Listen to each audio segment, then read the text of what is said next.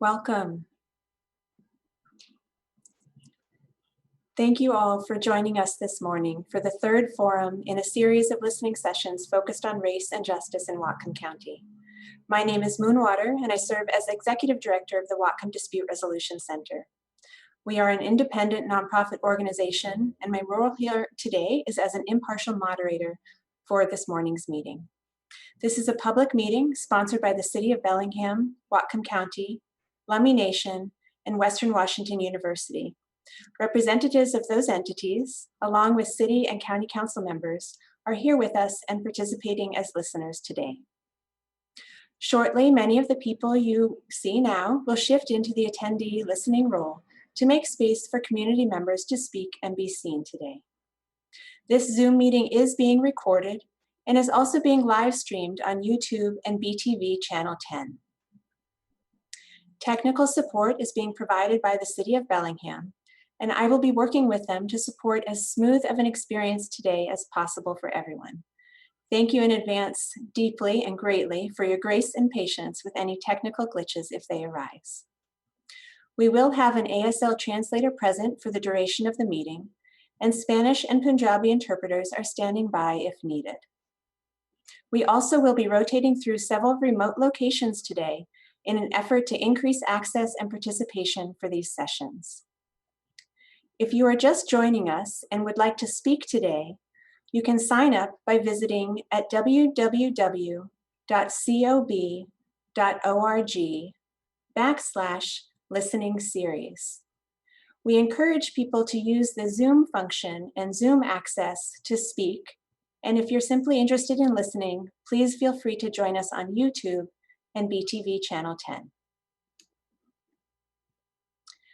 Just as we have begun the previous sessions, I'd like to offer you all the opportunity to reflect on the important truth that here in Whatcom County, we are occupying the ancestral homelands of the Coast Salish peoples, who have lived in the Salish Sea Basin throughout the San Juan Islands and the North Cascades watershed from time immemorial. I want to express the deepest respect and gratitude for our Indigenous neighbors, the Lummi Nation and Nooksack tribe, for their enduring care and protection of this land. I offer this acknowledgement today as a means to honor their relationship with the land we all share, and a call to the community at large for further recognition, reflection, and action. Thank you. Thank you very much to our city and county council members and local leaders, and I'll ask that you now kindly turn off your videos and we will move you to attendee status. We have made a few changes to the meeting today to create even more ease and access. And for the remainder of the meeting, as we did last time, we are intentionally minimizing the number of people on the screen that you'll see today in order to make the ASL interpreting more accessible. We now have the opportunity to hear briefly from Whatcom County Executive Satpal Sidhu.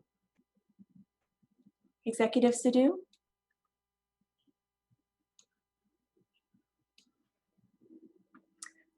Executive Sidhu, I think we need you to unmute yourself.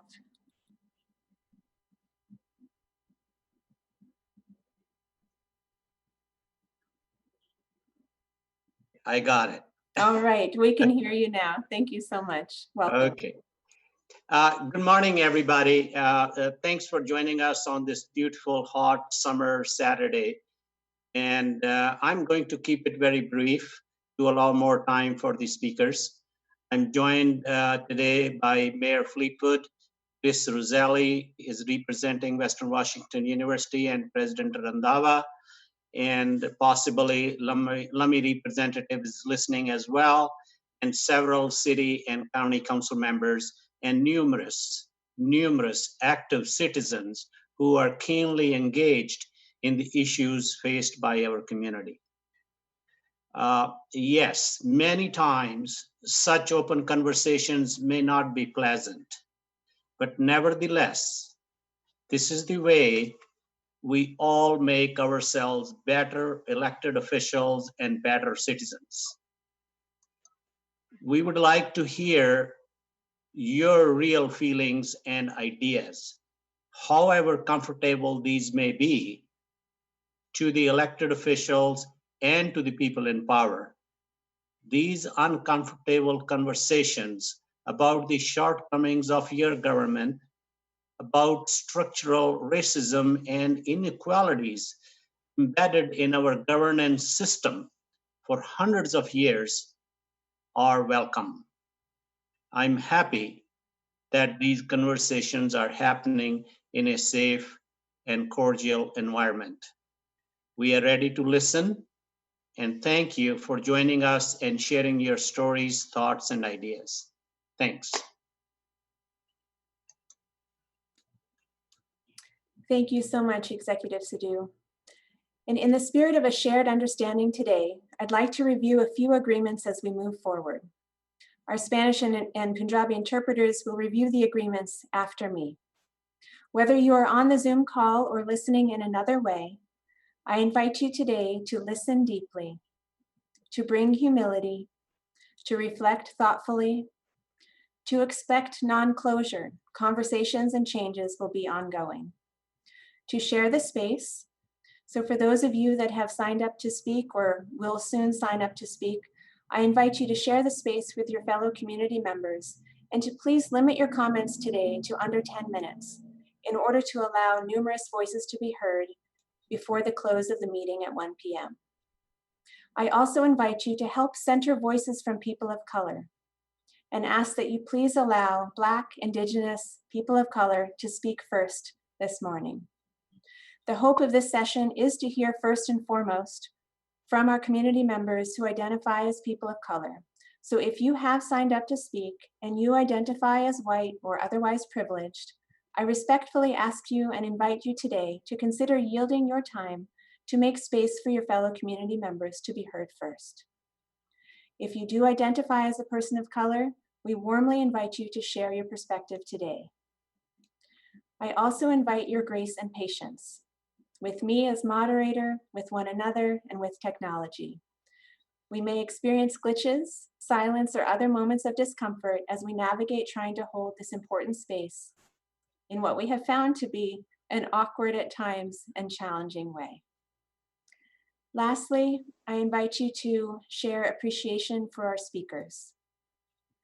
It takes significant energy to show up and speak, especially to share messages, beliefs, and experiences that may have been expressed for years and may not have been heard or acted upon in a way that was needed. So thank you in advance to everyone who is willing and able to contribute their voice to today's meeting. Could our Spanish interpreter, Lorna, please review the agreements that I just shared? Thank you so much. Hola, mi nombre es Lorena, yo soy la intérprete de español. Bienvenidos a la sesión de serie de escucha sobre raza y justicia. Estos son los acuerdos sobre la sesión. Queremos que escuche profundamente, que traiga humildad, que reflexione de manera al pensar. Dijo que tenga la expectativa de que no haya un cierre esta noche. Dijo que los cambios y las conversaciones van a seguir, que compartamos este espacio, que ayude a centrar las voces de la gente de color, que enseñe gracia, paciencia y apreciación por la gente que va a hablar. Cuando hablen, que mantengan lo que digan por lo menos bajo de 10 minutos y pensar en personas de color, permitir que las personas de color sean las primeras en que puedan hablar y compartir sus experiencias. Thank you so much, Lorena. I appreciate you being here today. And No Piku, problem. our Punjabi interpreter, could you please review the agreements as well? Hello ਸਤਿ ਸ਼੍ਰੀ ਅਕਾਲ ਭਾਸ਼ਣ ਦੀ ਲੜੀ ਵਿੱਚ ਅੱਜ ਜਾਤ ਅਤੇ ਨਿਯਮ ਵਾਸਤੇ ਗੱਲਬਾਤ ਕਰਨ ਵਾਸਤੇ ਕੁਝ ਨਿਯਮ ਹਨ ਜਿਹੜੇ ਕਿ ਪਹਿਲਾ ਨਿਯਮ ਹੈ ਕਿ ਧਿਆਨ ਨਾਲ ਤੁਸੀਂ ਸੁਣਨਾ ਹੈ ਹਲੀਮੀ ਵਰਤਣੀ ਆ ਗੌਰ ਨਾਲ ਸੋਚਣਾ ਆਸ ਕਰਦੇ ਹਾਂ ਕਿ ਕੋਈ ਵੀ ਰੁਕਾਵਟ ਨਹੀਂ ਹੋਏਗੀ ਗੱਲਬਾਤ ਅਤੇ ਬਦਲਾਵ ਚੱਲਦੇ ਰਹਿਣਗੇ ਤੁਸੀਂ ਸਪੇਸ ਸ਼ੇਅਰ ਕਰਨੀ ਆ ਸਹਾਇਤਾ ਕੇਂਦਰ ਵਿੱਚ ਅਲੱਗ ਰੰਗ ਦੇ ਲੋਕਾਂ ਦੀਆਂ ਆਵਾਜ਼ਾਂ ਸੁਣੋਗੇ ਕਿਰਪਾ ਸਬਰ ਅਤੇ ਬੋਲਣ ਵਾਲਿਆਂ ਲਈ ਕਦਰ ਕਰਨਾ ਜਾਂ ਕਹਿ ਸਕਦੇ ਹਾਂ ਕਿ ਬੋਲਣਾ ਸਪੀਕਰਸ ਵਾਸਤੇ ਉਹਨਾਂ ਨੂੰ ਐਪਰੀਸ਼ੀਏਟ ਕਰਨਾ thank you Thank you, Piku. I'll now take a moment to explain the process today.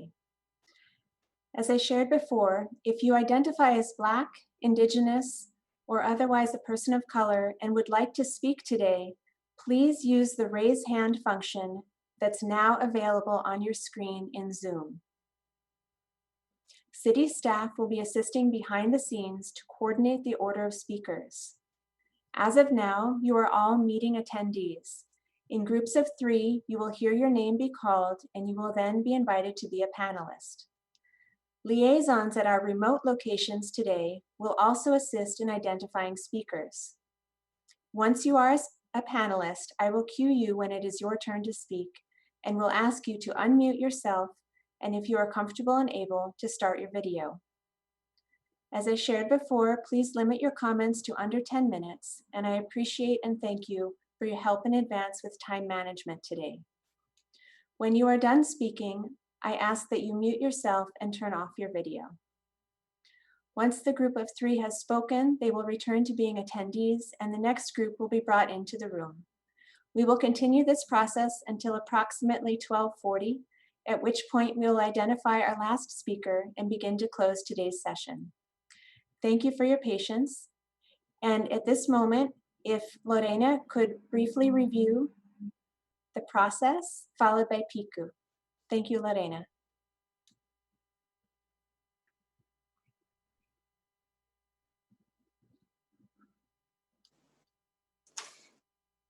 Para las personas que van a hablar, los van a identificar en grupos de 3. Van a mirar una transición breve sobre la plataforma de Zoom, de cual se van a mover de participantes a personas que están atendiendo.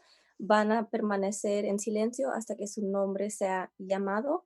Dijo, cuando su nombre sea llamado, presionen el botón para quitar el silencio para que puedan hablar. Por favor, recuerden de mantener sus comentarios a menos de 10 minutos. Vamos a continuar en estos grupos aproximadamente hasta las 12:40 y tratar de cerrar la sesión a la 1 de la tarde. Van a haber personal que van a estar ayudando con los problemas técnicos que puedan venir. Thank you. Thank you, Lorena. Piku? Yeah, ਬੋਲਣ ਵਾਲੇ ਜਾਂ ਭਾਸ਼ਣਕਾਰ ਵਾਸਤੇ ਤੁਹਾਡੀ ਬਹੁਤ ਮਿਹਰਬਾਨੀ ਸਾਡੇ ਨਾਲ ਜੁੜਨ ਵਾਸਤੇ। ਤੁਹਾਡੀ ਪਹਿਚਾਣ ਗਰੁੱਪ ਵਿੱਚ ਹੋਵੇਗੀ, ਜਿਸ ਵਿੱਚ ਇਹ ਇੱਕ ਗਰੁੱਪ ਵਿੱਚ 3 ਜਾਣੇ ਵੰਡੇ ਜਾਓਗੇ, ਜਿਸ ਤਰ੍ਹਾਂ ਤੁਸੀਂ ਆਪਣੇ ਆਪ ਨੂੰ ਸਾਈਨ ਕੀਤਾ ਹੈ ਜਾਂ ਦਰਜ ਕੀਤਾ ਹੋਇਆ ਹੈ। ਤੁਸੀਂ ਇੱਕ ਛੋਟੀ ਜਿਹੀ ਜ਼ੂਮ ਤੇ ਤਬਦੀਲੀ ਦੇਖੋਗੇ, ਜਿਹੜੀ ਕਿ ਤੁਹਾਨੂੰ ਦਰਸ਼ਕ ਤੋਂ ਹਿੱਸੇਦਾਰ ਜਾਂ ਭਾਗੀਦਾਰ ਬਣਾ ਦੇਗੀ। ਕਿਰਪਾ ਕਰਕੇ ਤੁਸੀਂ ਚੁੱਪ ਰਹੋਗੇ ਜਦੋਂ ਤੱਕ ਤੁਹਾਡਾ ਨਾਂ ਨਹੀਂ ਬੁਲਾਇਆ ਜਾਂਦਾ। ਜਦੋਂ ਤੁਹਾਡਾ ਨਾਂ ਬੁਲਾਇਆ ਜਾਵੇਗਾ, ਤੁਸੀਂ ਅਨਮਿਊਟ ਚੁਣੋਗੇ ਤਾਂ ਕਿ ਤੁਸੀਂ ਸੁਣ ਸਕੋ। ਤੁਸੀਂ ਆਪਣੀ ਜ਼ਰੂਰਤ ਦੇ ਹਿਸਾਬ ਨਾਲ ਪੰਜਾਬੀ ਜਾਂ ਸਪੈਨਿਸ਼ ਇੰਟਰਪ੍ਰੀਟਰ ਦੀ ਮਦਦ ਲੈ ਸਕਦੇ ਹੋ। ਜੇ ਤੁਹਾਡੇ ਕੋਲ ਵੈਬਕੈਮ ਹੈ ਤਾਂ ਤੁਸੀਂ ਸਟਾਰਟ ਵੀਡੀਓ ਚੁਣ ਸਕਦੇ ਹੋ ਤਾਂ ਕਿ ਤੁਸੀਂ ਦਿਖ ਸਕੋ। ਇਹ ਆਪਸ਼ਨਲ ਹੈ ਅਤੇ ਤੁਹਾਡੇ ਉੱਤੇ ਨਿਰਭਰ ਕਰਦਾ ਹੈ। Thank you. Thank you, Piku. So we're going to work now to queue up our first speakers. If you do identify as a person of color and would like to share your perspective today, please use the raised hand function in Zoom. It should be located at the bottom of your screen, and that will cue our tech team that you would like to be added to the queue of speakers. Janice, do you have an initial speaker for me? Yes, Zoe is ready.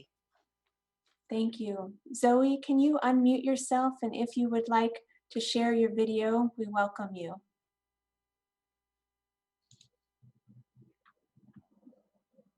Okay. I was like, I hope I'm not first. It's all right. Welcome. We sure appreciate you being Thanks. here. Thanks for having me. My name is Zoe. I've been a longtime resident here in Bellingham. And yeah, I've been watching the last few videos, the last few weeks that this has been going on, kind of collecting my thoughts, and I will share them now. So I just wanted to start by recognizing you, Mayor Seth, and observe that dismantling systemic racism and navigating a community through a pandemic is a pretty epic feat. And I see that you want to be a competent leader during this time when all of our leaders are being asked to step up. At the same time, I see that you may be feeling some shame and anger and maybe even fear that you're not prepared for what lies ahead. Because this isn't just policy making and task force gathering and other watered down reformism. This is much deeper work.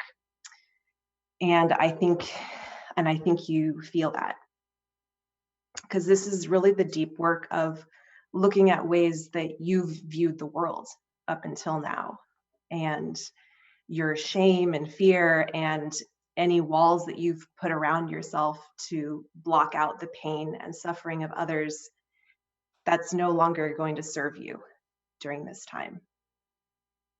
And, you know, it's not your fault the way you've been taught to think and understand the world. This is how you've learned how to survive. And this is probably how you've learned how to sustain yourself emotionally in the face of such anguish from such a large portion of your community saying these things to you. But this mindset really falls short of the leadership that we need right now and henceforth. You're going to have to be fiercely compassionate and boldly vulnerable like you've never been before. Because let's face it, you don't really know what to do, and you probably don't know where to start. But there's this sense that you're supposed to know what to do, and you're supposed to start right now and fix these things right now. And these problems, they're a result of how humans have interacted with each other and with the planet since, you know, the dawn of industrial agriculture, the dawn of civilization. But I think that fierce compassion, Seth, is how you and I are both going to survive this time. Now, we've done a lot of work on our end in the community, and, you know, like meditating, recycling, writing petitions, showing up and saying our stuff. And we've made great strides in our collective consciousness and our ability to adapt to change as a community, because if we didn't, we would be dead. And that's what we're all doing now. We're adapting our strategy to changing conditions and restraints because we don't want to die. And crisis intervention is uncomfortable. And I can see that it's uncomfortable for you, Seth, potentially because this isn't a skill that you've really had to develop throughout your political career. But I think that pain, that discomfort is a good thing, because I think it will help you open up to greater connections in this community, and also expand your logical creative side as we form new policies and ways of interacting in our community. So I pray that you are emotionally and psychologically ready for this.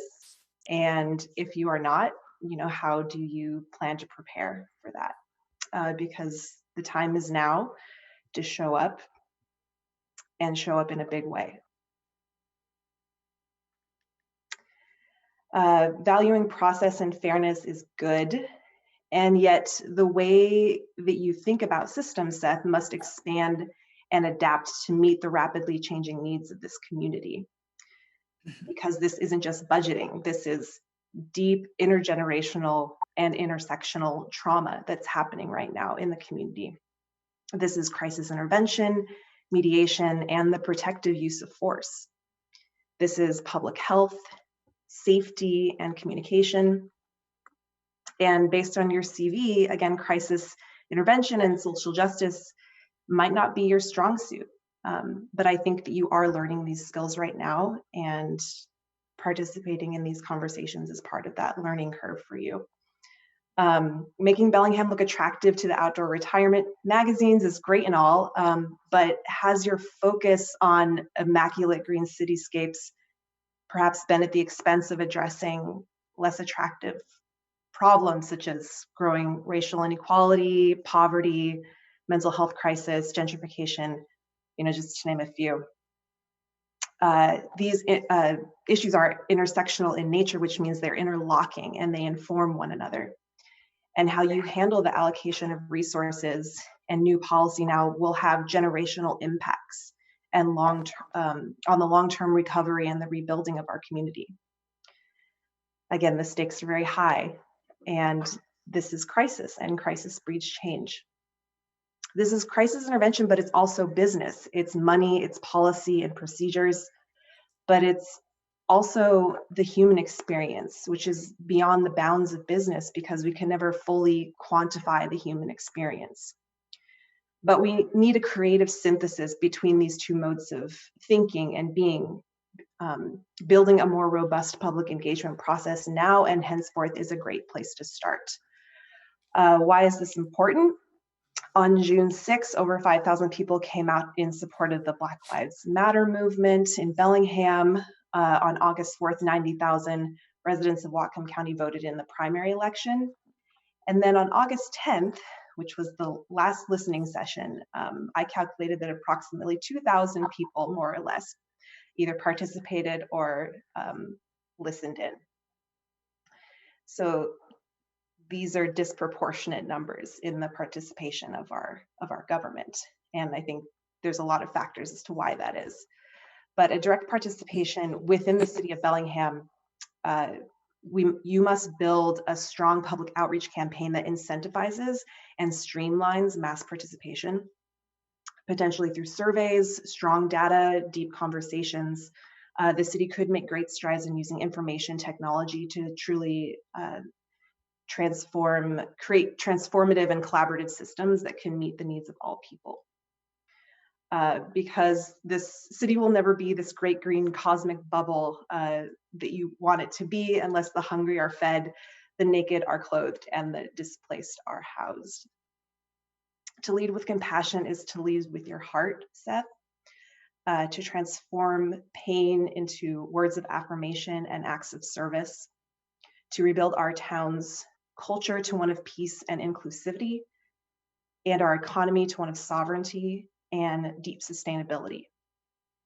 I call upon you, Mayor Seth Fleetwood, and the city of Bellingham to level up on all fronts of heart and intellect and lead us through this revolutionary time with strength, flexibility, mindfulness, and humility. Thank you for your time, and I yield the rest of my time.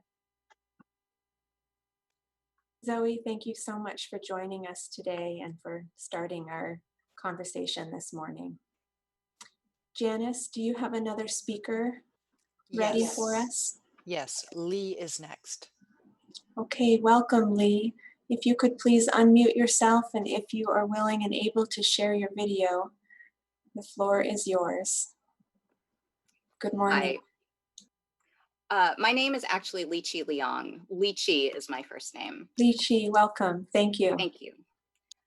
Thank you all for hosting these listening sessions. The murder of George Floyd by Minneapolis police has forced the US to confront law enforcement's horrific treatment of many communities in this country, disproportionately individuals who are visible minorities. While the Bellingham Police Department has touted their de-escalation training and Chief Dahl offers reassurances the department reviews officer use of force at multiple levels, the reality is there's no meaningful accountability for law enforcement to the general public.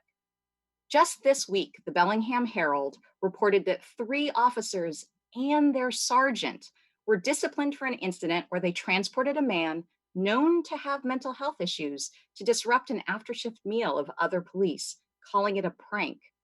The only discipline they faced? Letters in their file, which will disappear after 3 years. As a human being, I'm outraged that people responsible for public safety see behavioral health issues as an opportunity for personal amusement and exploitation.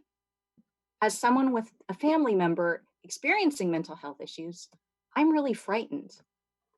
As a person of color living in Bellingham, I experience incidents, small and large, on a weekly basis that demonstrate that I'm not seen as an equal or fully human person in this town.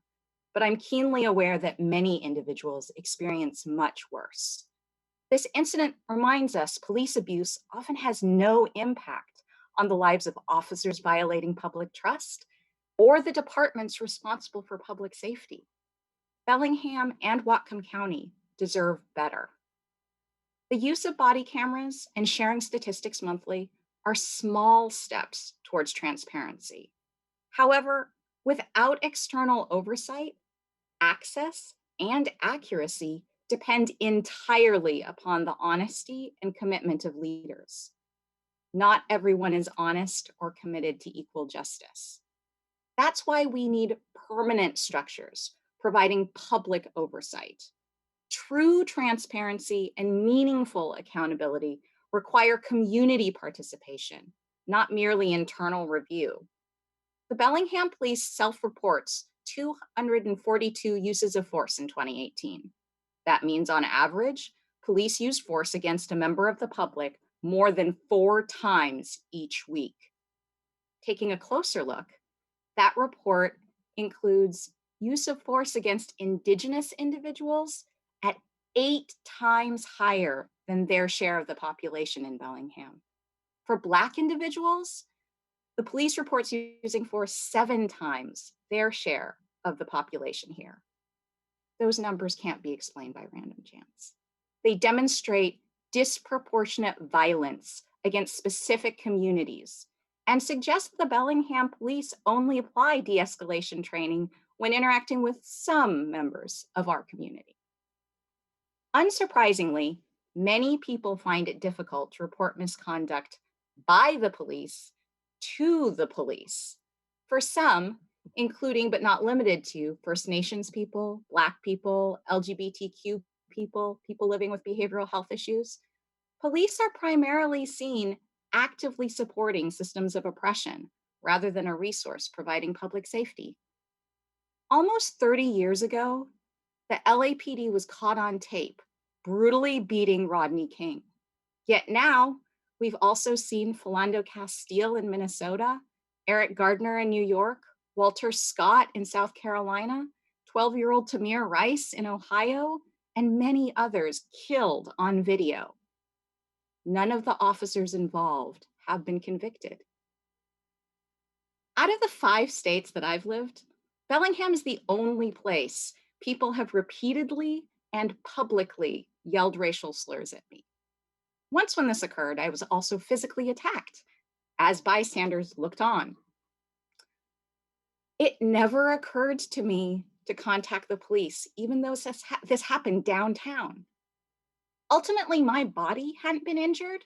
I was just reminded that I'm not seen as part of this liberal town by some people. That's also the message the Bellingham police sends to Indigenous and Black members of this community through their biased use of force. Only some of us experience respect, integrity, or compassion from public servants. Training and good intentions have failed to address the grotesque disparities endured by minority communities. When the only consequence of the deliberate, calculated, planned victimization of another human by on-duty first responders is Chief Dahl's confidence that officers who violated public trust will maintain compliance in the future, I don't share that confidence. I don't see any respect, integrity, compassion, collaboration, or accountability in what happened.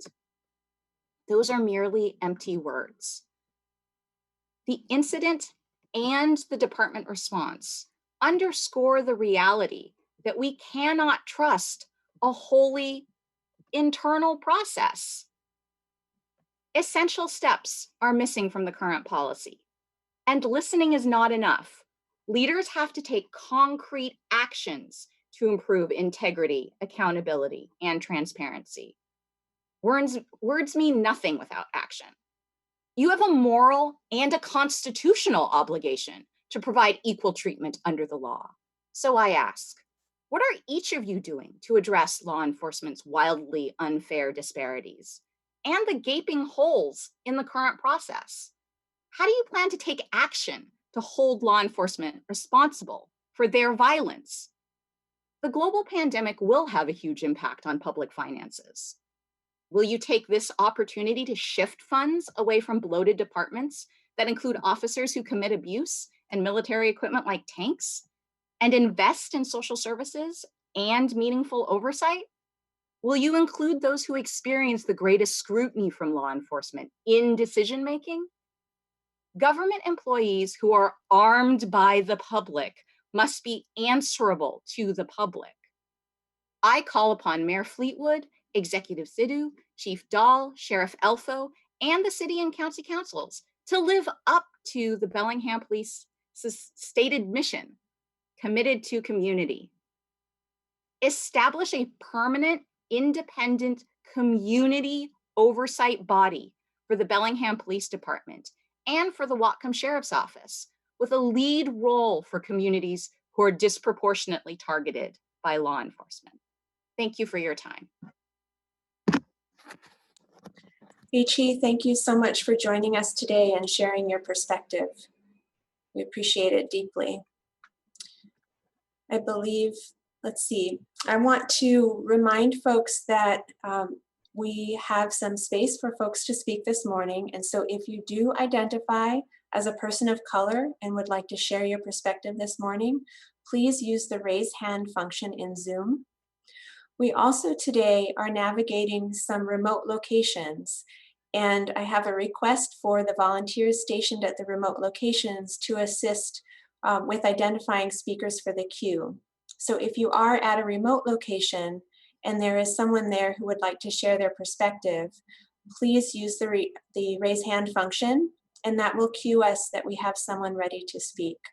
And I so appreciate everyone this morning who is pausing and making space so we can hear from our fellow community members, and want to make sure that we also have speakers lined up in our queue. So thank you everyone for bearing with us as we navigate this water, and my honestly, my lack of ability to see any one of you. So I know there's many folks lined up in the joining with us in Zoom. And if we were in a room together, I would be able to make eye contact and navigate this a little bit more gracefully. So thank you for your patience. Please use the raise hand function in Zoom if you'd like to speak, and our tech team will queue you up as a speaker. Thank you. Moonwater, we have Shovia ready. Wonderful. Welcome, Shovia. If you'd like to unmute yourself and share your video if you are willing and able, the floor is yours. Yes. Can you hear me? I certainly can. Welcome. Thank you for being here. Yes. I don't know how to appear. I guess I don't. How do you appear? If you Okay, start my video. I got there it. you go. Welcome. Okay. I see you Hi. now. Thank you for Yes. joining us. Good morning, everyone. As you all know, in creating a just society, you must have equality, equity, and inclusion. And in promoting equality, I would like to see action taken, like activating the affirmative action policy. People, as you know, are used to hiring people who look like them, who they're comfortable with. This is something that is human, but we have to get beyond it. I know the history of Bellingham, and in Bellingham, with the high percentage of the white population, a lot of times African Americans are overlooked. We have a caste system that does exist. There is a book out about that. And many times African Americans are at the bottom. So a lot of times other cultures with the white skin are put before us. And when it comes down to the bottom line of deciding who will get the job and who will not, many times we are left out. And the only thing that allows us in is all really about who we know. Unfortunately, we can be very well qualified and still that being around people who look like you override. And that is why we have the picture of Bellingham that we have today, with your percentage of African Americans being the lowest. I am not disacknowledging the fact that, you know, this is an agricultural state and by culture, it attracts someone, but we really can't use that excuse because in other regions of the world, there are more Blacks in agriculture. So we cannot just rely on that. I would like to talk about equity. And with equity, if there are people who want to purchase homes, there are people who want to be entrepreneurs. And if those structures, systemic structures, are not broken down to give us opportunity, or grants that are not made available for us to have access, there's no good that is being done to us. A lot of times people say, well, if you open a Black business, well, do you have the equity? Of course, you know, based on national statistics, that we're not going to have that. Make grants available. Our city needs to work for us. We put you there. Work for us. Apply. Get those grants available. So when we come forth with a legitimate business plan, the equity is available for us. Next, inclusiveness. This is what you're doing right now. I see that, I hear it, and I'm a part of it, and I appreciate it. But concrete action is very important. So in regards to that, also, I'm a part of Western Washington University. I'm a graduate student there. And one of the things that I have noticed is that when students graduate, whether they're at the university or any of our local colleges, they're not bought. Their value is not shown at all. And they end up leaving the state because they can't find a job. I'm talking specifically people of color. I don't know how many students I have come across that are very well qualified, but because of who someone knows, they're getting the job and not us. You have entrepreneurs who have business models that can create manufacturing companies here in Bellingham. Do you realize if you just have 1 or 2 manufacturing companies, what that will do for your job numbers here in Bellingham? Certainly, if I can think of that, you all definitely can. So we need to start doing and not just talking. Also, I know there's one last point that I wanted to make, but I hope that we all will be inclusive. If you show the value of everyone in your community, you will have a successful community. For people who are have mental disabilities versus people who have drug addictions, or people who are just experiencing no equity or equality put before them. Stop lumping us all together as one and saying it's our problem. Please don't do us like our correctional institution has treated us. People who need medical attention that are on drug addiction, our government, Donald Trump, has given money. Why don't we see rehab centers put in place of these empty buildings that we have? Please, you have interns, you have students begging for internships that's going into counseling. Use them. Stop pushing us aside and making excuses that as though you don't have the tools that you have. We see what that does on a national level with what we are experiencing with COVID. And to carry that behavior on a local level is unacceptable. Use your tools, use us, give us value. People who specialize in that, give them jobs. Give them those jobs. Give them those internships. And then people who are coming out with their outstanding business plan from our business departments, give them jobs. Use them, because a just society is a society that shows value to each and every one of us. Every one of us. We have gatekeepers, and there's a study that confirms your average gatekeeper is of a white person. It's not a negative thing. But what is negative is if you don't change your actions and stop supporting a systemic society. Use your power behind uplifting your society. Equity, if you take out equity, equality, and inclusion, this is what you're going to end up with.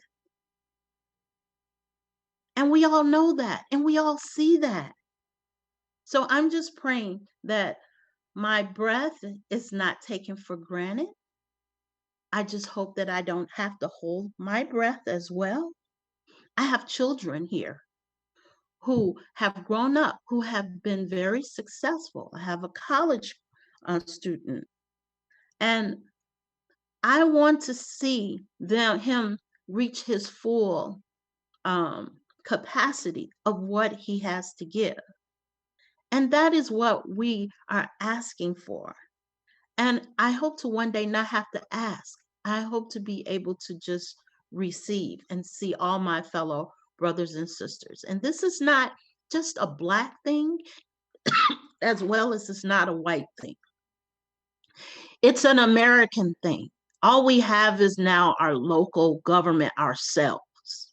And if we don't stand up, America will be lost on the local level as well. I also understand the police unions. We all understand the power that police unions carry. And we don't have to just focus on them. There are ways to go around. And I just want to let you know your public is very much aware and very much well educated about police unions and what they stand for. Please, leaders, don't be afraid and rise up. Thank you. Thank you so much for joining us today, Shovia. We appreciate you bringing your perspective. And at this point, if there are any viewers on BTV or YouTube who would like to share your perspective today, please join us on Zoom and use the raise hand function. And Janice, do we have another speaker lined up? Because I would also like to invite those in the Zoom attendee status, anyone this morning who would like to speak, to please use the raise hand function and we will put you in the speaking queue.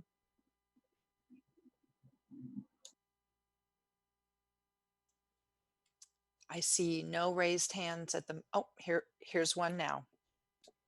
Give us a moment to bring them in the room. Okay, thank you. It looks like we have Brenda and Alec. Okay, welcome Brenda and Alec. If you would like to unmute yourself and share your video, if you're welcome, Alec, welcome Brenda. Thank you.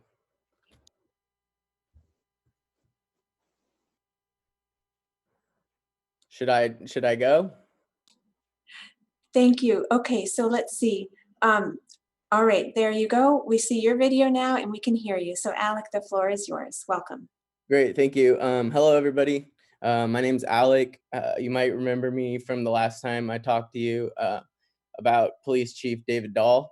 Last time we were talking about his actions in regards to disciplinary incidences that occurred by police officers, and he called the actions of his officers appropriate and justified.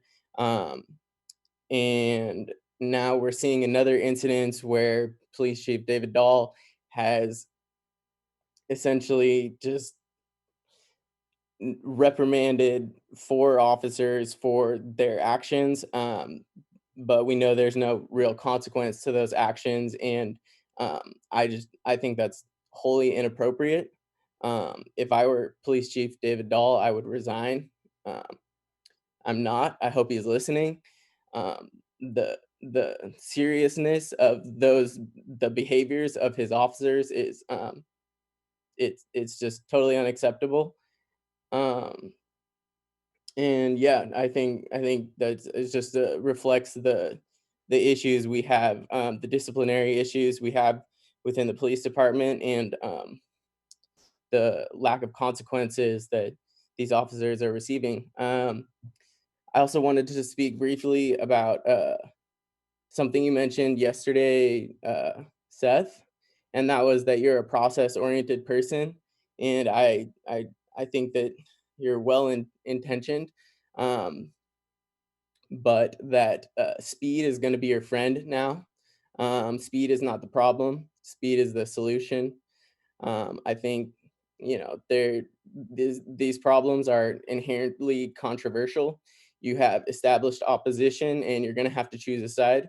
And I'm confident that you know what the right side to be on is, in terms of these issues.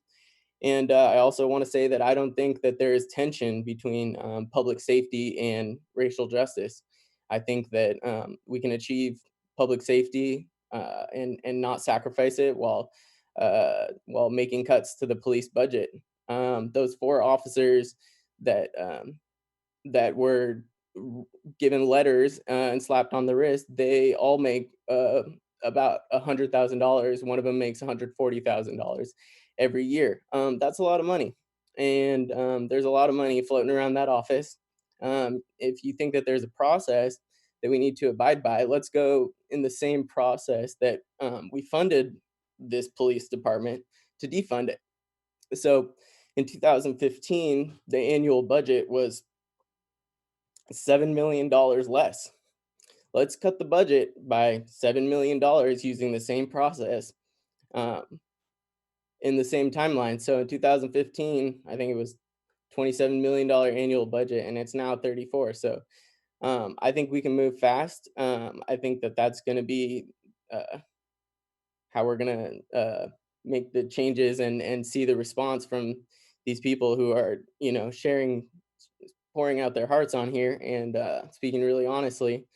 And yeah, so I think I also just wanted to add really quickly that you've welcomed a lot of people of color to this space. It's not their responsibility to show up to this. There's a lot of people who have a lot of strong feelings about this, but either don't feel comfortable in this space or are choosing not to participate for whatever reason. And just because of that, it does not mean they don't deserve justice and they don't deserve to not be harmed.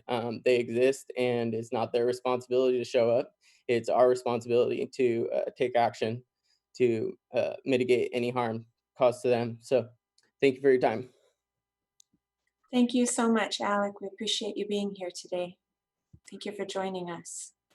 I believe we have Brenda next in the queue, and my apologies for some confusion a moment ago. Brenda, thank you. Welcome. Are you able to unmute yourself? You are. Yeah. You're good. Okay. Thank you. Thank you. What I'm going to talk about speaks to the othering of human beings in order to exploit their labor for profit. Whatcom County is the 6th biggest producer of berries in Washington, and farm workers in this area are predominantly Latino, and many are undocumented. Recently, Washington's Department of Health released guidelines for farm workers, which allows for communal housing. And this is during COVID. 16 people sleeping in a common room in bunk beds, 6 feet apart, head to tail. And the guidelines give vague suggestions for adequate ventilation, leaving it to the growers to decide what that will look like. And I think especially knowing what we do now about aerosol transmissions and that droplets can linger in the air for hours, this is extremely troubling.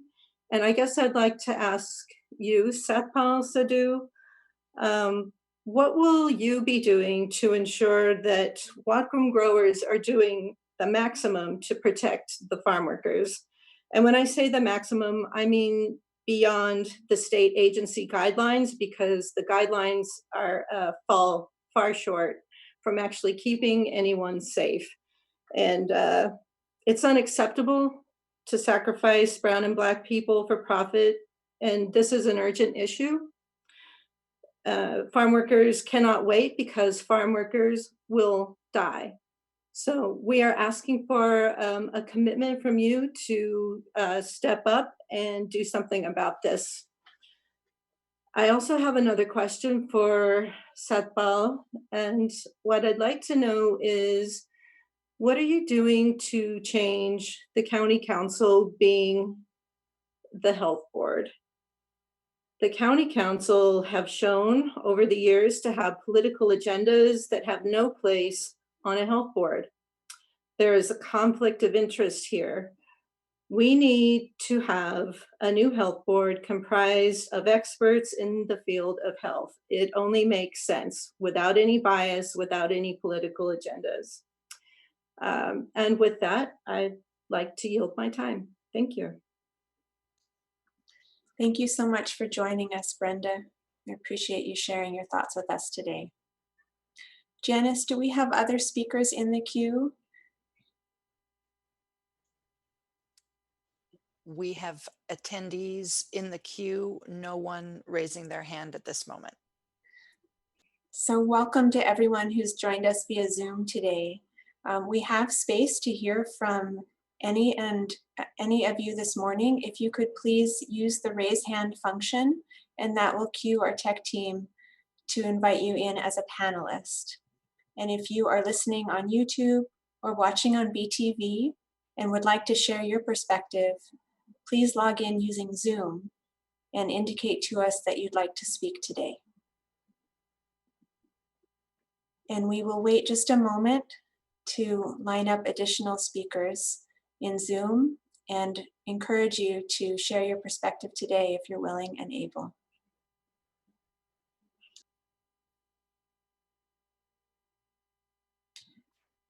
And as you are giving consideration to whether or not you'd like to participate today, I believe we can hear some words from our county executive, Satpal Sidhu. I will turn it over to you. If you can unmute yourself. And if you are listening on Zoom again, please use the raise hand function. Thank you. Yes, I am not talking as a county executive, just as a person of color. I do get emotional when I hear the stories we have heard in the last few days. I will just relate something of my story. I don't want to take up a lot of time, and anybody coming in, please cut me off. And this is, I'm just showing the inequities in our system. Back in the 70s, when I came here as an engineer, I was told that your degree does not count. I have never ever publicly stated this thing, and it lasts 45 years. But I just wanted to say that that I was point blank told that your degree does not count. Actually, the university I graduated from is an American university. It was a subsidiary of Ohio State University, built in India by Ohio State as an agriculture university in 1962. I graduated in 1975, 73 and 75, the two different degrees. But when I came here, and I got a job by telling them that I'm not an engineer. That's the only way I could get a job. So I withheld my qualifications just to get a job. And I did such a good job, and they wanted to promote me. And at that time, I explained to them that actually I have an engineering degree. And I was fired because I lied to them. I said, I did not lie to you. I just didn't tell you that I'm an engineer, because the job you advertised did not require an engineering degree. And so I just complied with that and got a job. And it was like $12 an hour in those days for an engineer. And I got fired for that. And then I went to the professional designation situation, and they gave me 16 new exams to pass to get equivalent to the North American degree. And I did all those 16 exams in one sitting. So even then, the people who were working beside me, I was working for a large engineering company building refineries. I was paid 20% less for 7 or 8 years. That's how I built my career. And then I had to do something else. And I built my experience.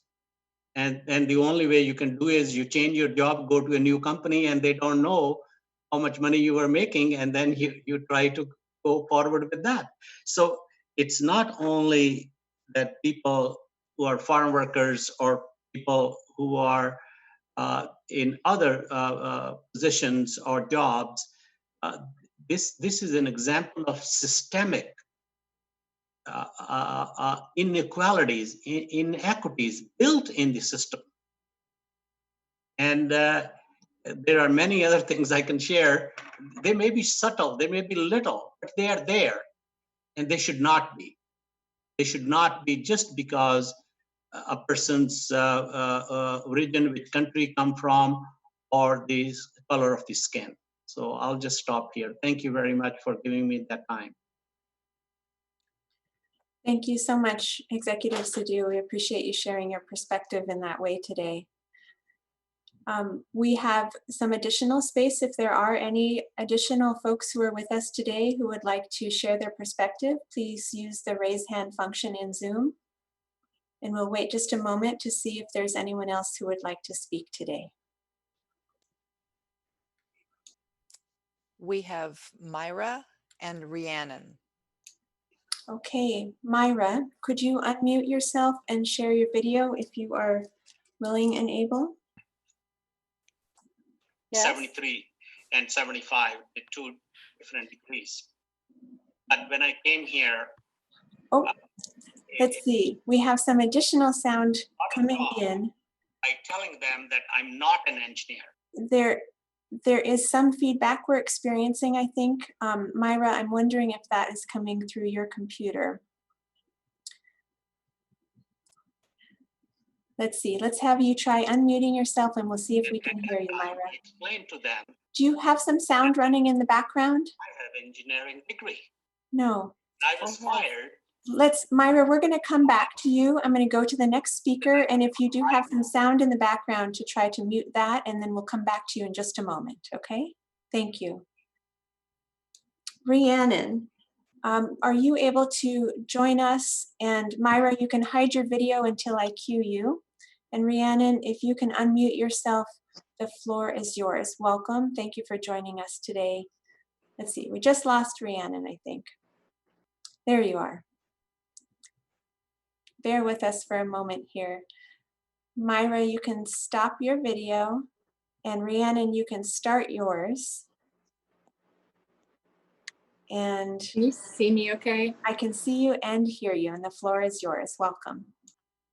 Thank you. Good afternoon. I want to start by, and I know others have already mentioned this, but the gratitude that I have for the Black Lives Matter movement right now for creating this space. I just want to recognize that we are all on our own journey. And I believe that Zoe this morning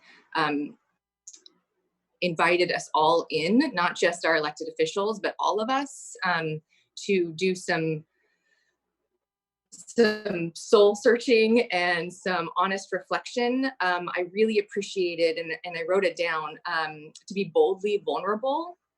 And I love that, because part of what I've been really struggling with a bit is that these don't feel super vulnerable, except for the people who are talking.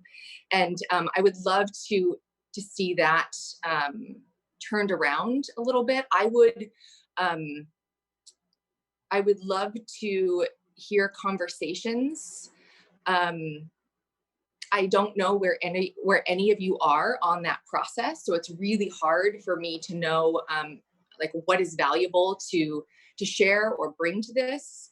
But I would love to see a conversation, or I would love at least to see the results of a conversation with people like Keith, who have come, who's come to the last two of these, with Zoe, who brings beautiful energy, Li Chi, and Christina. These are all people that that have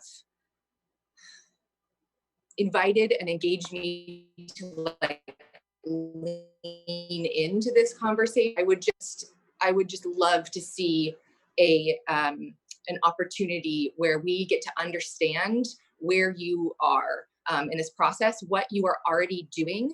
I will tell you that it's really hard to trust our local officials right now, and I think part of that is because, at least for me, that it had to take this type of action and demonstration and protests and murder and incarceration rates for a listening session to occur. Like, it just feels so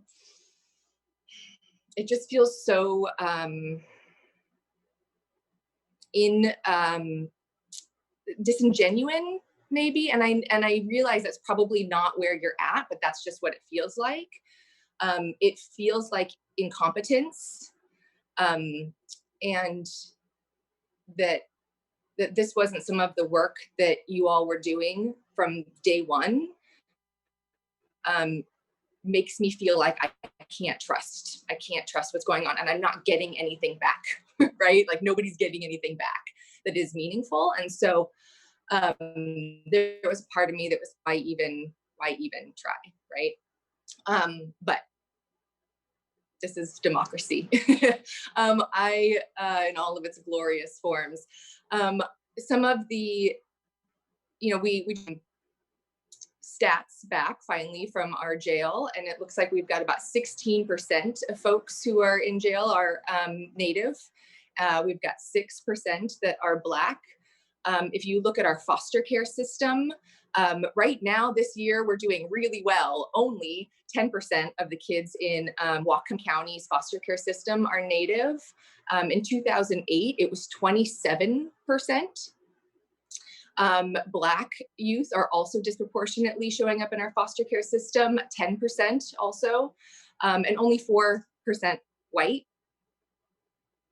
And this is not, and you can look at our homeless systems, you can look at who's actually going through the homeless system, you can look at who's experiencing homelessness, you're gonna see the same thing. And these are not reflections on people's characters, except ours, except for the people in power. This is a reflection on our character and the choices that we make and don't make every single day in our work. So I just, I want to invite you all to look at your budgets. That is where you can tell a society's value is in their budgets. And if we are spending a significant portion of our money in one area and not in another, and we could compare things like housing and law enforcement. And I would ask that you not look at the necessarily just like the total budget, not just like the federal money that we get that's specifically allocated to it, but what we actually do with our money, with our local county dollars, and see if that reflects on the values of you and also of what you're hearing from people. Some other just concrete actions before I jump off and yield the rest of my time.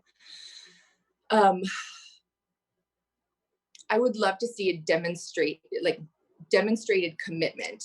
And for me, some of those things would look like immediately investing resources. I would love to see the county, the city, and the prosecutor's office coming together, hiring a small team of folks, 3-4 folks, who actually go through and audit every single policy, every single procedure. This is something that I'm doing on my own time with the Bellingham Police Department, and working with the prosecutor on trying to that we can do some self-reflection. But this is a job. We need to invest in this and actually go through, and then put people in positions of power that could do something with what we learn, right? Like, we're going to learn a ton from doing an internal audit, and there's going to be so much work to do, but we have to actually do it, right? Not just look at ourselves. We actually have to take some action. So I really would love to see something like that happen. I also would love if we could all like audit our tables, like who's at our table, and not just who's at the table, but like who actually has the power at the table. I've been at some of the city and county tables, and they are predominantly white. They are predominantly male and cisgendered and straight. And I would invite us to use a universalism approach to our work, where we are centering Native and Black and trans people. Like, if we are building our systems around people who identify as Native and Black and trans, our community will be safe. It will just be safer for everybody. I would also love to see us uphold our treaties that we have with our Indigenous without conditions or limitations, period. We have work to do there. And if we really believe that Black Lives Matter and Native Lives Matter, that is the work that we would be doing. We wouldn't be distracted from our commitments. And then, really, there's something about like restorative justice in here that's missing from this conversation for me, and making repairs. And people have brought up what was in the Bellingham Herald this last week, and I don't know the details, of course, but I do wonder. I wonder if repairs have been made to that individual. I wonder if he has since received the service that the Bellingham Police Department and our city dollars say that we want to offer people. So I would hope that that also has been done, that those police officers have participated in some sort of a repair with that individual and have learned something. And I don't know that, and I would love more information about that. But I think that we can do that as we go through and audit and look at ourselves and look at our policies and our structures. We're going to have a lot of repairs to make. And I think that it's time that we practice that. So you started out with Moonwater going over our agreements, humility being one of those. And I just hope that we continue like that is for all of us, and that in acting it with humility, that we are acknowledging our own bias and our action and lack of action, and that we can apologize for mistakes and that we can make repairs for them. Thank you. Thank you so much, Rhiannon. Certainly appreciate you joining us today and sharing your thoughts and perspective with us. I'm going to ask, I know we have another speaker, Myra, lined up, and if anyone at the Village Green, if you have speakers lined up, please use the raise hand function and that will cue us to bring you into the line of speakers. Anyone else who would like to speak today following Myra, please use the raised hand function in Zoom. Welcome, Myra. Thank you.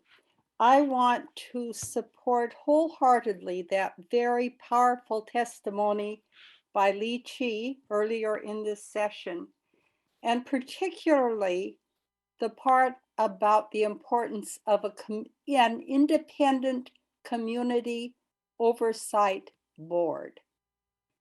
And as a resident of the county, I live out on Lummi Island, we need that at the county level. Satpal, we talked about this when you came out to the island during your campaign, and I asked you to return to this. It is really, really important in order for the community to have confidence in the actions of its officials and to be able to participate in seeing that wrongs are corrected and that where wrongs have not been committed, we can verify that. It's essential to the confidence of the community. So please establish a community oversight board, and that will make so much difference to all of us. Thank you.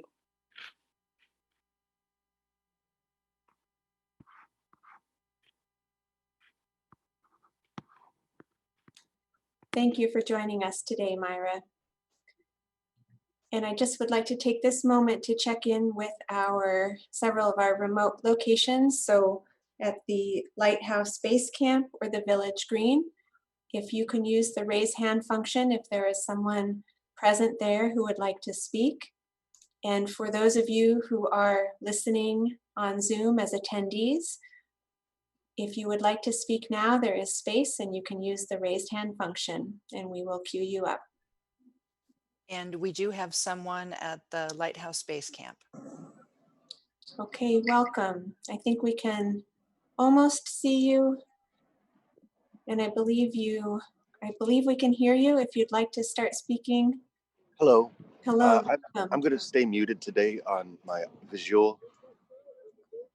We can see you. You can see me. Well, then you can see that I've recently got a broken nose. I was assaulted the other night, and the cops did a great job, I think. It was they did not arrive in time to assess whether or not it was a altercation that would fall under mutual combat laws, and so no arrests were made. I was assaulted, and I was stolen from, they stole my phone and my backpack. But the cops, as soon as I was able to track down the location of the phone using Google, they were very swift and were able to retrieve my stolen property. That being said, I'm a person who tries to maintain, a level of non-conflict, but I'm one who believes that conflict is inevitable. I've been in several altercations in the last month, and every time that the cops got involved, I felt like they were very well trained, very well handled the situation well. That being said, I think that the defund the police movement is ridiculous on several levels. However, the Black Lives Movement is so amazing, so needed. We finally had enough people sitting down, realizing what's going on, standing up for justice, and it has made such a good impact. My personal views about the Black Lives Matter movement is that if it continues, I feel like it may be at risk of causing more division than unity. And I think the goal should be unity in the Black Lives Matter movement. I think there's other movements that we might be able to get behind after this one, and that we should. Racial injustice and human trafficking and child abductions. There's a lot to be angry about right now. But I think if we were able to bring the Black Lives Matter to a safe and healthy conclusion, I feel like that would be best. And no more occupied zones, especially not in Whatcom. Don't let occupied zones happen, please. I mean, there was a murder like less than 2 weeks in that Seattle Occupy zone, like, and protests and mob beatings. Like humans without rules are, rules are what keeps us separated from the animals. And that's all I have to say about that. So thank you for hearing me out. Thank you so much for joining us today. I didn't catch your name, but I appreciate you sharing your perspective. And I just want to acknowledge I'm so sorry for the experience that you've just recently had and hope that you heal well and soon.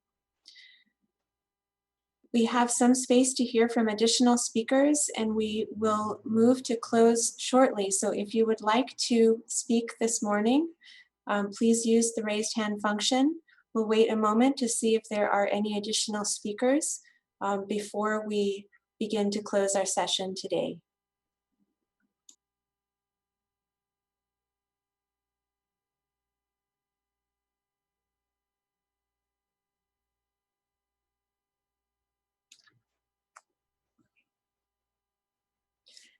Janice, do you have any additional speakers lined up today?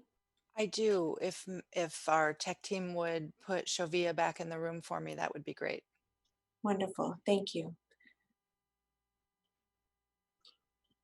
Shovia, if you are able to unmute yourself and share your video, we welcome hearing from you again. Welcome back. Thank you for having me. The one thing that I think that is really important is that we hope that we will receive some type of feedback from our listeners and what their plans are. I love sharing and in this way, but I would like to know what are some of the things that are going to be put in place. One of the ladies who spoke about creating an oversight committee, I want to make sure that when you are creating this oversight committee, that these are people who cannot be bought, because that does happen. Also, another important point that I would like to bring out is when you talk about our gatekeepers, we need them at the table. That's like people who are head of our workforce, people who are from Opportunity Council, people who are head of the mission.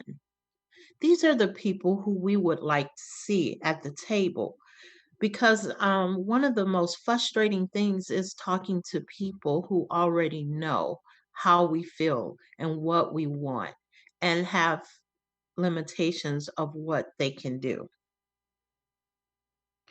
So when you are in the process of telling us what you're going to do, I would like some of those gatekeepers at the table in agreement and speaking back to us.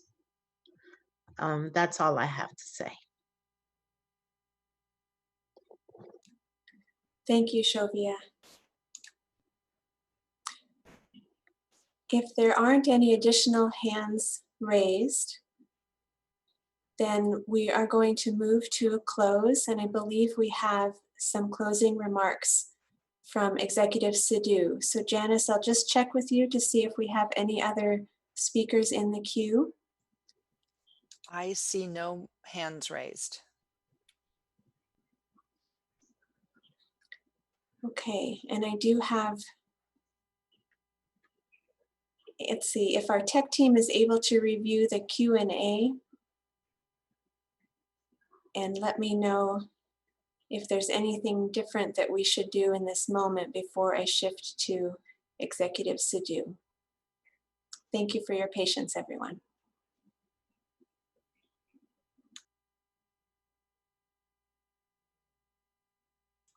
Moonwater, we have a new hand up, so we're going to bring Shirling into the room. Okay, welcome. Was that, the name was that Shirlane? Yes. Okay, welcome Shirlane. If you can unmute yourself and share your video if you'd like. Oh, hello, welcome. Hi. Okay, thank you for being here today. I'm glad to be here. Hi, Mayor Fleetwood. Hi, County Exec Sidhu. It's good to see your faces. I honestly did not plan on jumping on this call today, but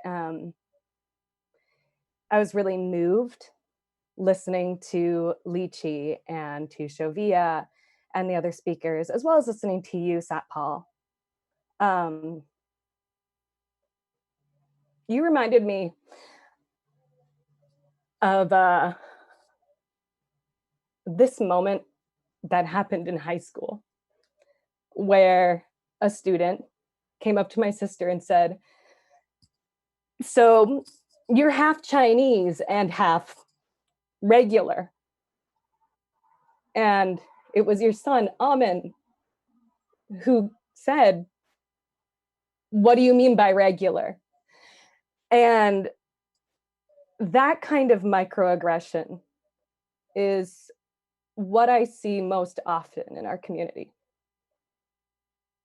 where our being a POC member of this community, where we are treated like we're abnormal, where we don't belong and we're othered. And I see that more than I get called a chink. And that's also happened. I see that more than I get stereotyped as a demure woman or fetishized as a Chinese American. But those things still happen. And I think it's important to recognize that, yes, we live in a progressive community, but progressive communities are shackled by the idea that we are just better than somewhere else, and we become complacent. And we can't be, because it's in that complacency that I get othered. And being othered, it doesn't just impact us in that moment. It causes us to feel constantly excluded, but in addition to that, causes us to look at our white community members and ask ourselves, are we safe with that person? Are they going to treat us like garbage? Are they going to treat us like a second-class citizen? And that is why we need to work together to address issues of inequity, civil rights, and social justice. I have privilege as a cis woman. I have privilege as a Chinese American. I have privilege as a biracial person of color because I can be white presenting. Our Black community, our Indigenous community, our Latinx community doesn't have that privilege. And it requires all of us to work together, to recognize how we can leverage our privilege and the positions of power that we hold in order to manifest change. And the onus is on every single leader in this community, because racism is intersectional. It does not just appear with the Patriot Front tagging murals downtown. It comes up with Yellowface being on the stages of our theaters at Western's campus. It comes up when we look at who we're electing into office. It comes up when we look at who is sitting as leadership in our business community. And if we do not address inequity in a cohesive, intersectional fashion, we will not be able to move forward as a community. We have to work together on all tiers.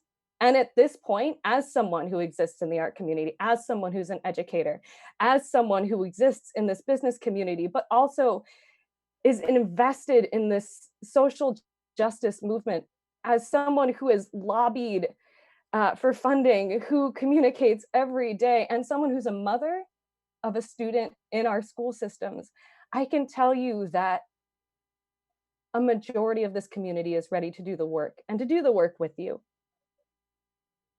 You don't have to do the work alone, but you have to make a decision about how you want to lead us.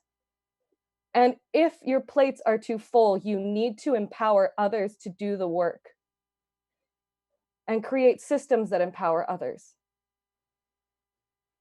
right now, I think it's a miraculous thing that there is a team of people on the streets trying to make these listening sessions more accessible, and that work matters. But to develop trust in a community, you have to constantly go back and prove that you're not only listening, but you're taking action, and then go back and do it again and do it again. Because honestly, like, if you try and solve racism in this biennial budget, you will fail. But what you have the opportunity to do right now is to establish a foundation for the work. This is not, there is no silver bullet to ending racism, but there is an opportunity here to start building a foundation and laying a framework and creating a groundwork for ongoing work, because it will take years to dismantle the systems that were built on colonization, on exclusion acts, on slavery, on sundowning, on Jim Crow laws, on voter suppression. And so I guess my ask is, when you're looking at what you can do right now as leaders, lay the foundation for ongoing work, because this is going to be a long process. I've been in this community for 30 years, and I have a daughter in this community. And my hope is that the work we do now and the legacy that we leave behind creates a better world for her and for the other children in our community. And that is what I have to say. So thank you for listening.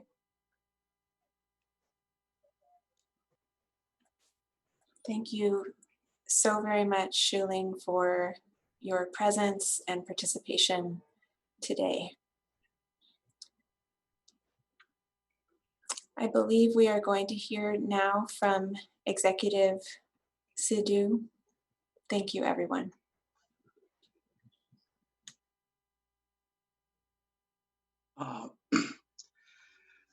Thank you, everybody, for joining in and listening and participating.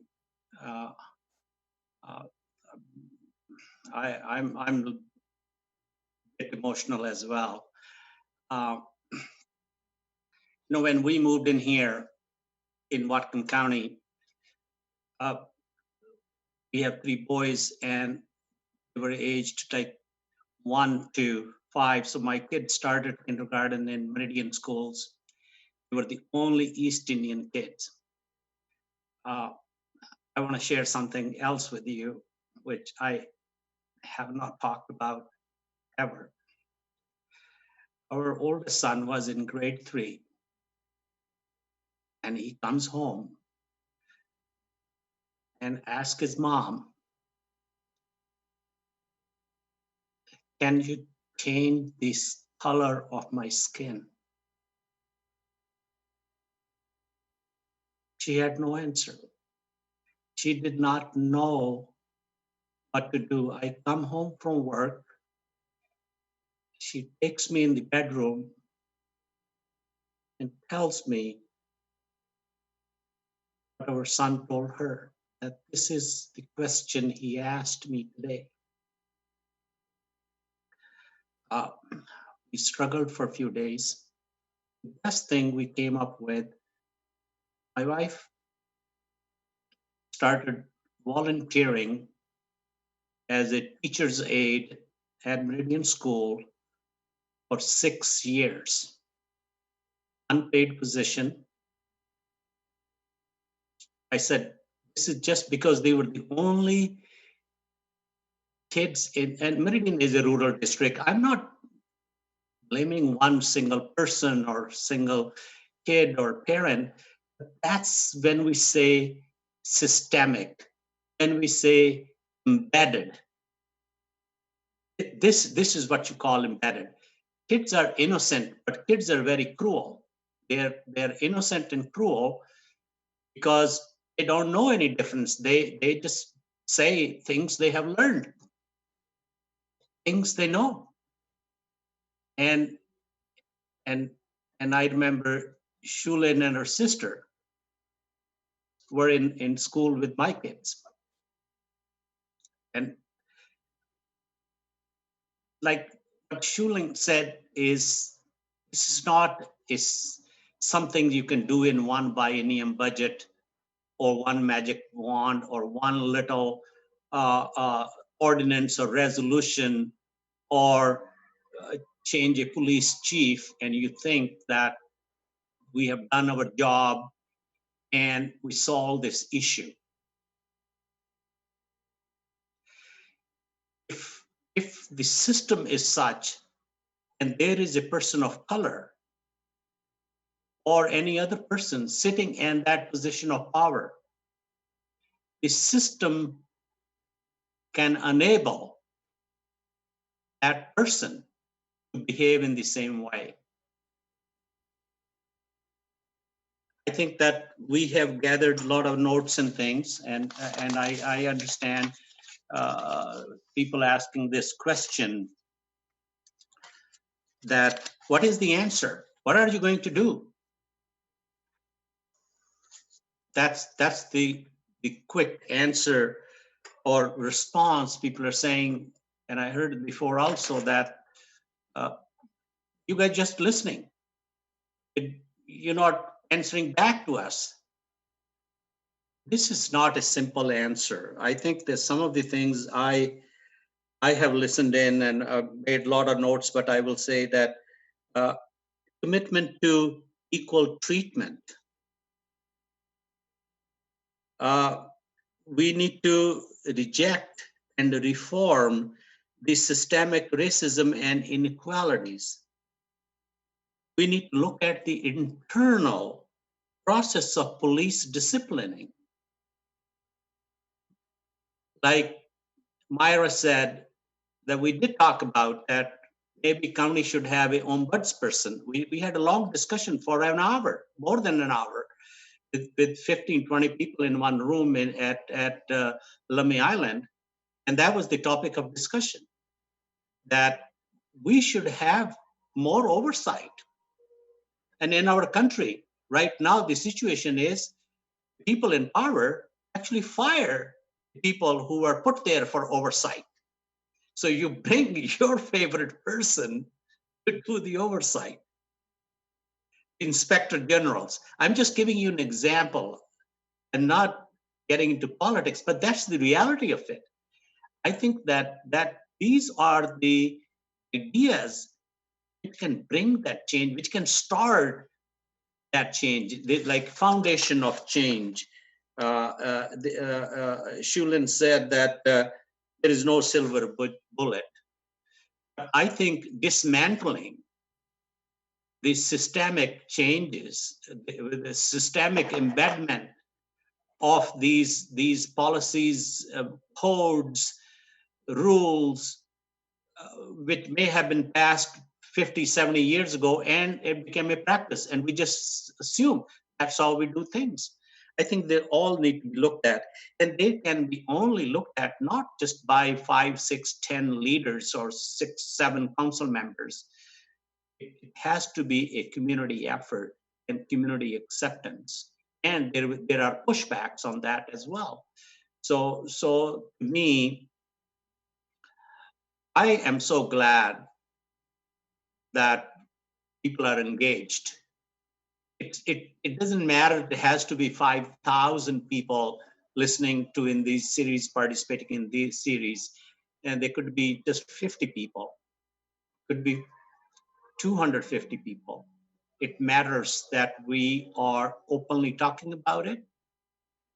We are openly exploring the ideas. And I think that myself and Seth, whatever discussions we have had, were based on something should be done. Something need to be done. And we want to do something. So it will take time. I think that we have one more meeting to do. We will then get into a smaller group or discussion or some kind of focus or some kind of prioritizing. What are the things we can do? There are a gamut of things people have suggested, and each one is important. but we need to work through a step-by-step process. We don't have an answer. This is not something that now just listening to these series for a few hours and we have a ready-made answer and we can get out and put it out there. We need to engage our councils. They are the ones who make the laws or change the laws or implement all the changes. We are the purveyors of making sure those changes are implemented and followed. So that's the process we have. And we do understand, we both have been on the job for less than almost 6 months or so. Out of that, 5 months have been just working on COVID. That's not an excuse, but that's the priority right now.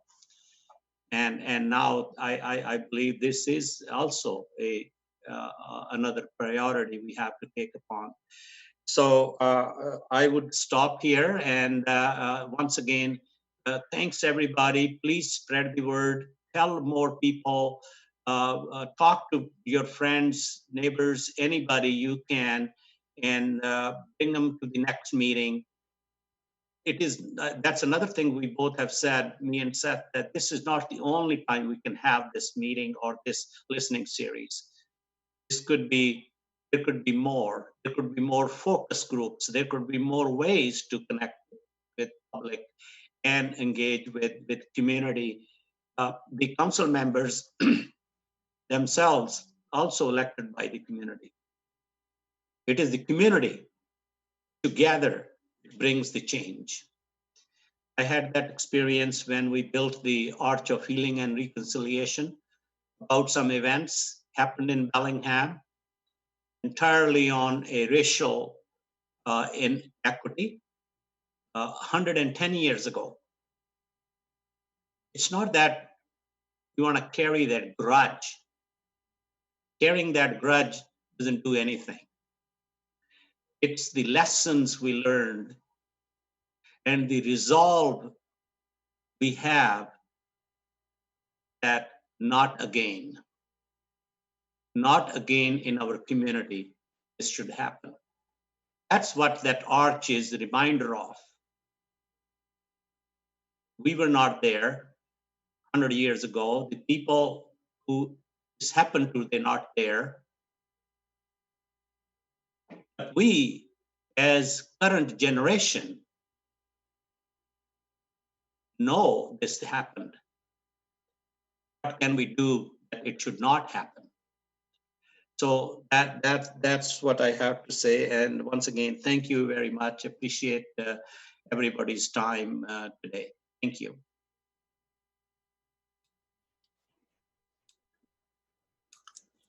Thank you so much, Executive Sidhu. I appreciate those remarks. And thank you all for joining us this afternoon. I'm going to share a few remarks myself and also acknowledge that we are working behind the scene to identify how to keep this space open until the advertised time at 1 p.m. So there may very well be folks who are tuning in late, and as if we were in an actual room together, we would stay in the room and welcome any late arrivals. In this moment, I will acknowledge that I am sitting with such gratitude to all of you who are listening today, and even more so to each of you who spoke, for your willingness to share your thoughts and incredibly powerful and moving perspectives. I know that I will continue to reflect and absorb the depth of all that was shared today and invite all those listening to do the same. I want to take this moment to thank the community members who've provided feedback, suggestions, and outreach support in the planning process, and for working to create remote locations today. I also would like to thank the city and county staff who helped to coordinate logistics. So my understanding is that we are going to, in just a moment, put the process slide back up and leave this open meeting available and accessible should anyone decide they'd like to share any additional thoughts until 1 o'clock. You may not hear any speaking if no one uses the raise hand function in Zoom. We won't know that you're there to speak. So Please bear with us through that awkwardness, but it feels important to honor the space and time that was created for today. As Executive Sadhu mentioned, we will be meeting again and opening up an additional space and forum on Tuesday, August 18th from 5 to 7 p.m. And as we have invited warmly in the past and continue to welcome feedback on process and structure for these listening sessions, and you can share that feedback with the Mayor's Office at mayorsoffice@cob.org and the County Executive's Office at executive@co.wacom.wa.us. And I believe at this time, we will bring the process slide back up and have some silence if and until someone else would like to speak. And they can indicate that by using the raised hand function in Zoom. And thank you everyone for joining us. I welcome you to stay should someone else decide to share their perspective, that we'll be here to listen. Thank you, everyone.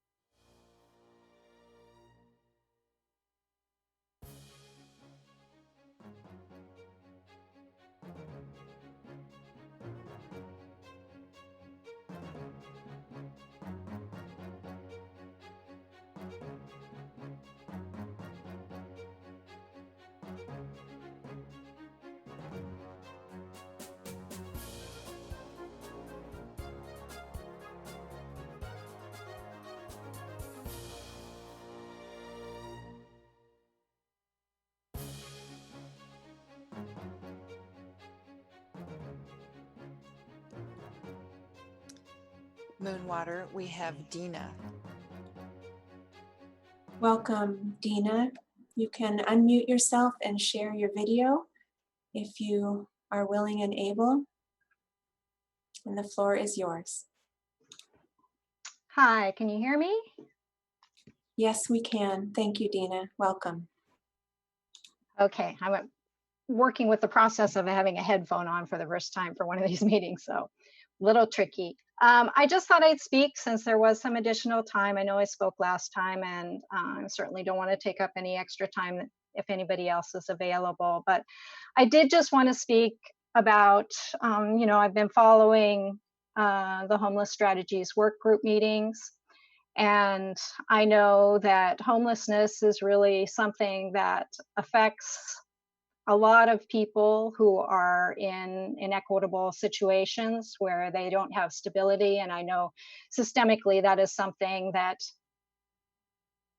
can you hear me? Yes, you're doing just fine. We can hear you.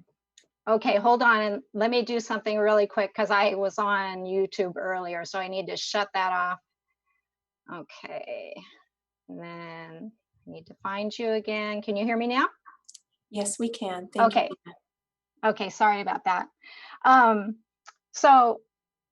Homelessness is something that definitely affects people who are in situations where they're more likely to become unhoused, unsheltered due to all the various things that affect, whether it's racial inequity or economic inequity.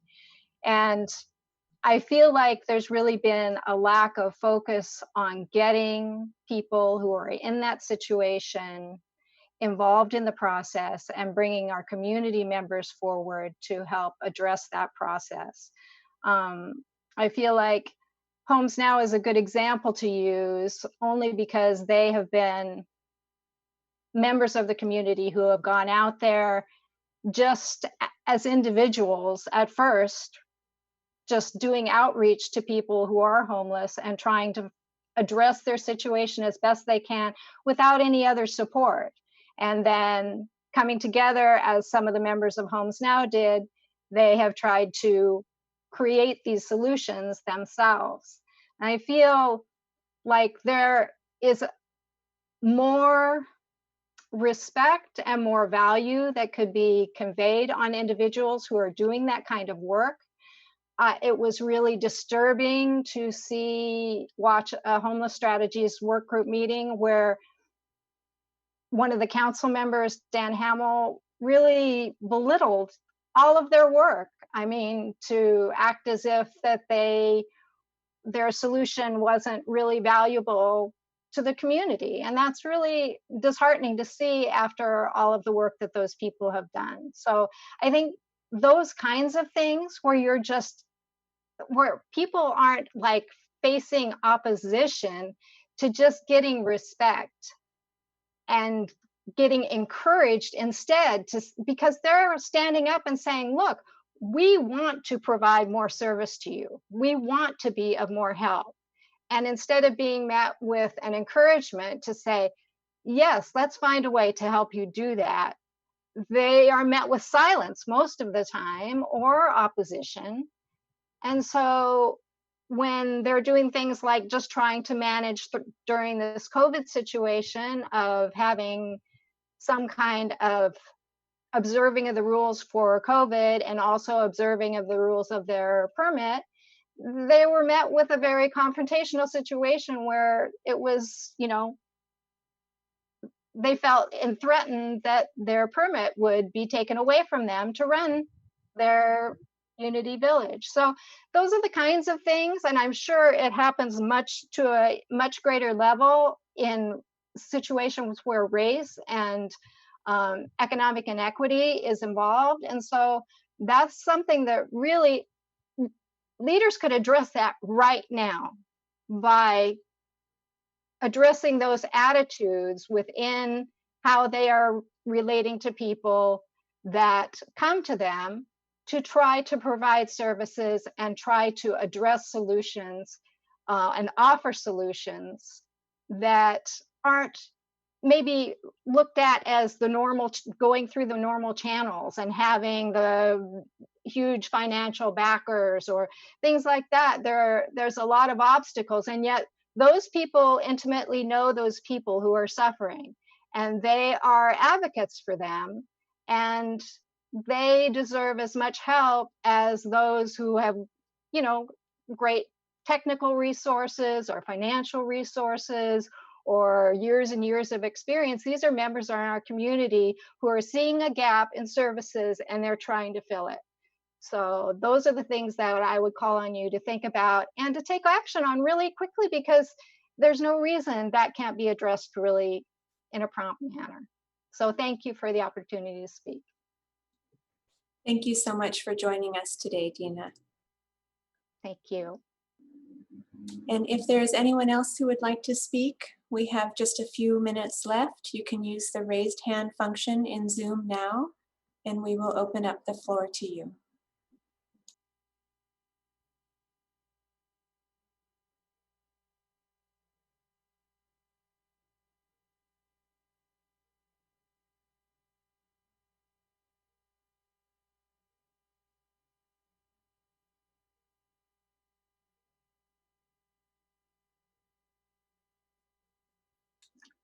And checking in with our remote locations as well. If there's anyone there on site who would like to speak, you can use the raised hand function as well, and we will shift over to you.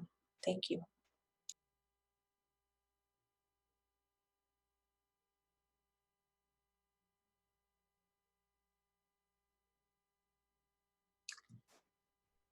And again, we are keeping the meeting open until 1 p.m.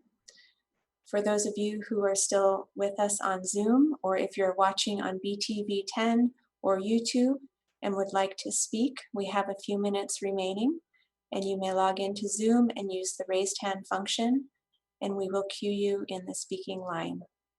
You may hear some silence until additional speakers are identified. Thank you for joining us.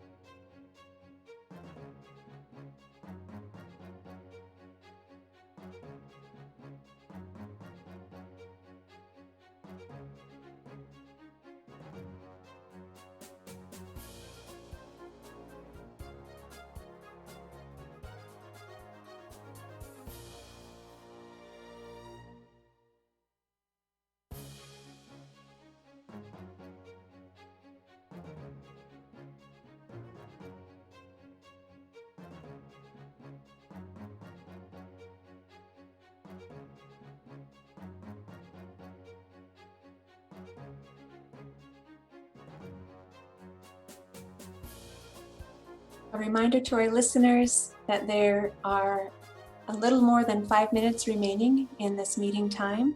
If you'd like to speak, you're welcome to use the raised hand function in Zoom, and we will cue you before our meeting comes to a close. Thank you.